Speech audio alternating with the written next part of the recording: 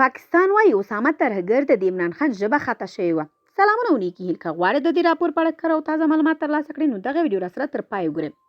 وروسته تر هغې چې اسامه بن لادن ته د پاکستان د لومړي وزیر عمران خان شهید ویلو ګڼې پوښتنې راپارولي، د دغه هیواد د اطلاعاتو مرکزي وزیر فواد چودھري ویلي چې د پاکستان حکومت القاعده او اسامه بن لادن ترهګر ګڼي.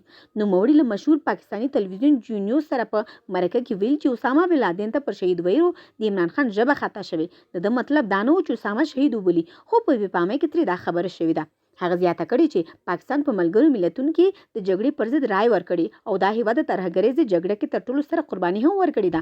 نو په خبرو باید خطا نشو.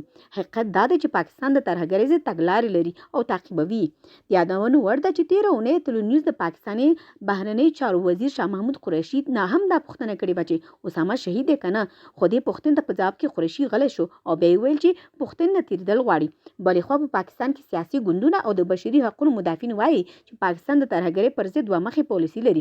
په ورته وخت کې د پاکستان د کورنۍ چارو وزیر له طالبانو غوښتي دي چې پاکستان ضد ترهګرۍ ډلو ته د فعالیت اجازه نه ورکوي. د شنبې په ورځ اسلام آباد کې رسنیو سره خبرو کې شیخ رشید احمد ویلي چې لومړی وزیر عمران خان امریکا ته غوڅ ځواب ورکړی چې په خپله خاوره کې پوځي اډې نه ورکوي. شیخ رشید ادعا کوي چې ګواکې د پاکستان طالبانو په ګډون ځینې ډلې د پاکستان ضد فعالیتونه ترسره کوي او طالبان باید مخه ونیسي.